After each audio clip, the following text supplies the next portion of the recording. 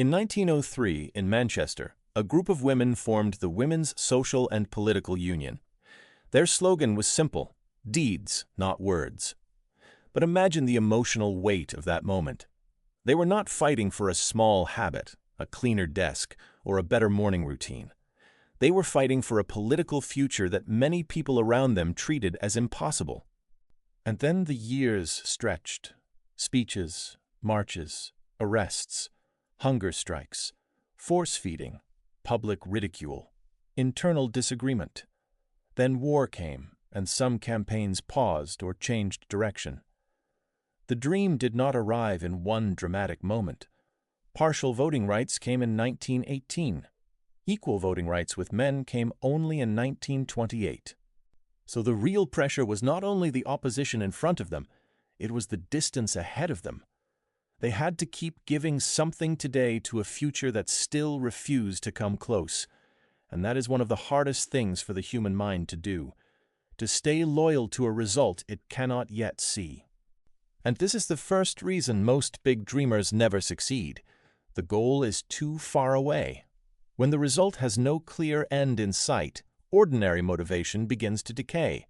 Research on procrastination and temporal motivation shows that delay matters.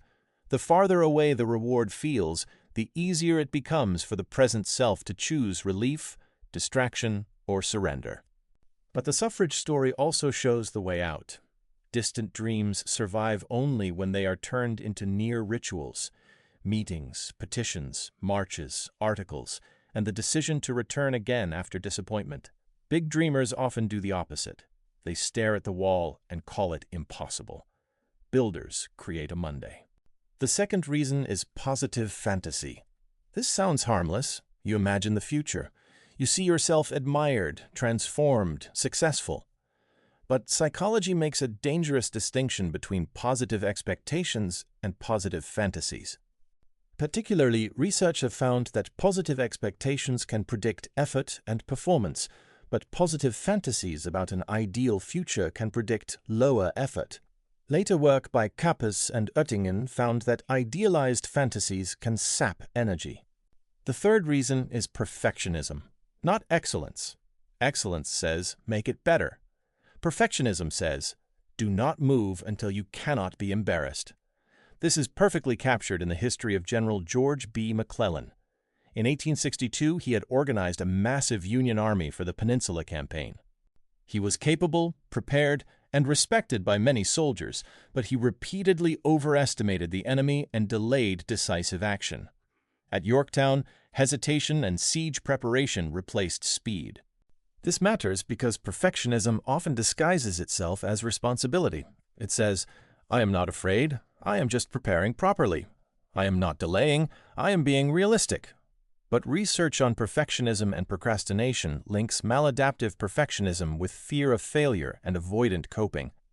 Recent work on failure sensitivity suggests procrastinating perfectionists can overgeneralize failure to the self. A bad attempt does not feel like feedback. It feels like identity damage. The fourth reason is the opposite problem: vague goal setting. Some people are not paralyzed by wanting the perfect plan. They are paralyzed because there is no plan at all. They say, I want to be successful. I want to change my life. I want to build something great. But the body cannot execute a fog. Research on goal-setting theory shows that specific, difficult goals tend to perform better than vague, do-your-best goals. And implementation intention research shows that people act better when they specify when, where, and how they will act. The fifth reason may be the most painful: borrowed ambition. This is when you are dreaming big inside someone else's dream. Maybe your parents wanted medicine. Maybe your friends praised entrepreneurship. Maybe the internet made you feel ordinary unless your life looked expensive. Maybe you have talent, but the dream did not grow from your own values.